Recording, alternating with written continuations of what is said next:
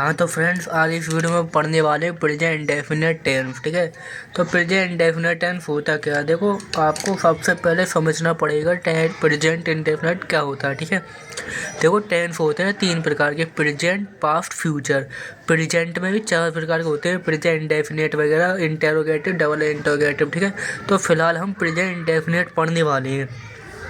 अब इस present indefinite की हम पहचान कैसे कर सकते हैं, हाँ ये प्रेजेंट इंडेफिनिट है। ठीक है, तो उसके लिए मैंने इधर लिख रहा होगा, इधर साफ नहीं क्लियर नहीं समझ दिख रहा होगा, तो इधर मैं आपको बता देता हूँ। ठीक है, तो ये होती है, देखो प्रेजेंट इंडेफिनिट। प्रेजेंट इंडेफिनिट की पहचान होती है इन वाक्यों के अंत में, किसके, इन वाक्यों के अंत में ता है, ती है और ते है आदि जो शब्द आते हैं उसको हम प्रेजेंट इंडेफिनिट टेंस कहते हैं। ठीक है, तो जैसे मतलब कि एग्जाम्पल के राम घर जाता है, एग्जाम्पल ले लेते हैं, राम घर जाता है। तो अगर एंड में देखो एक मिनट देखो, ये है राम घर जाता है, तो इसके सेंटेंस के सबसे एंड में क्या ये ताती आ गई, ताती ते। ठीक है, तो हम बोल सकते हैं प्रेजेंट इंडेफिनिट है। तो इसकी पहचान इसी तरीके से होती है। प्रेजेंट इंडेफिनिट की पहचान इन वाक्यों के अंत में ता, ती, ते आदि शब्द आ जाते हैं, प्रेजेंट इंडेफिनिट टेंस कहते हैं। ठीक है, अब इनको मैं बता देता हूँ क्या होता है क्या नहीं होता। देखो सबसे पहले इसमें सब्जेक्ट लगाएंगे। ठीक है, सब्जेक्ट प्लस वर्ब की फर्स्ट फॉर्म। ठीक है, प्लस आएगी ऑब्जेक्ट और प्लस आएगी अदर वर्ड। सब्जेक्ट के बाद क्या लगाते हैं, सब्जेक्ट देखो, सब्जेक्ट प्लस पहले तो एस या ई एस लगाएंगे। ठीक है, और प्लस वर्ब की फर्स्ट फॉर्म प्लस ऑब्जेक्ट, ये हो गया हमारा इसका फॉर्मूला। ठीक है, तो हम इसका फॉर्मूला बोल सकते हैं। चलिए अब एक बार ट्राई करते हैं। अब देखो इसके साइड में बता देता हूँ, सिंगुलर होगा तो एस लगाएंगे। ठीक है, अगर प्लूरल होगा, प्लूरल मतलब एस लगाएंगे। सिंगुलर मतलब एक वचन, प्लूरल मतलब बहुवचन। ठीक है, अब एग्जाम्पल के लिए ले लेते हैं, तुम आम खाते हो।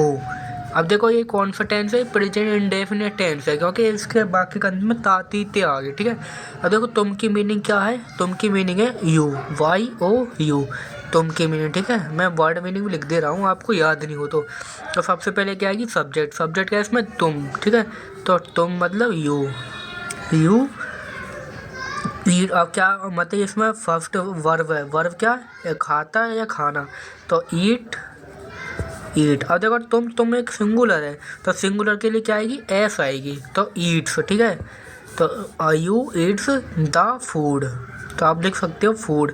फूड क्या है, फूड एक हमारा ऑब्जेक्ट है, आम। अरे सॉरी मैंने सोचा तुम आम खाते हो, मतलब कि द मैंगो। ठीक है, मेरे को लगा था खाना खाते हो, तो MANGO, तो तुम आम खाते हो, तो यू ईट्स द मैंगो। ठीक है, एक और करते हैं दूसरा सेंटेंस।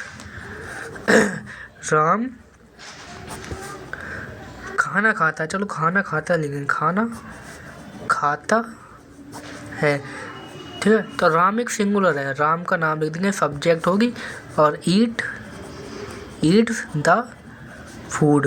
अब देखो अभी समझाता हूँ, सब्जेक्ट ही होगी, सब्जेक्ट, और वर्ब ही होगी, और ऑब्जेक्ट ही हो गया, ऑब्जेक्ट। ठीक है, और एफ या ई एस लगाते हैं सिंगुलर के साथ। ठीक है, तो आप समझ गए होगे। तो आप दो एक और करके देख लेते हैं। तीसरा, तुम पत्र लिखते हो, तुम पत्र लिखते हो, तो तुम पत्र लिख रहे हो, तुम सब्जेक्ट क्या है इसमें, तुम यू राइट, तुम देखो राइट मतलब लिखना, और एक क्या लिख रहे हो, एक पत्र लिखते हो, ए लेटर, लेटर मतलब ऑब्जेक्ट। ठीक है, तो तुम मतलब सब्जेक्ट, और लिखते ताती आगे प्रेजेंट इंडेफिनिट टेंस है, सब्जेक्ट और राइट्स, क्योंकि एक सिंगुलर है, ऐसा ही ए लेटर, ए मतलब पत्र मतलब लेटर। ठीक है, तुम गाना गाते हो, तुम गाना गाते हो, तुम गाना गा रहे हो, तो तुम सब्जेक्ट होगी, यू क्या गा रहे हो, गाना गाते हो, तो सिंग,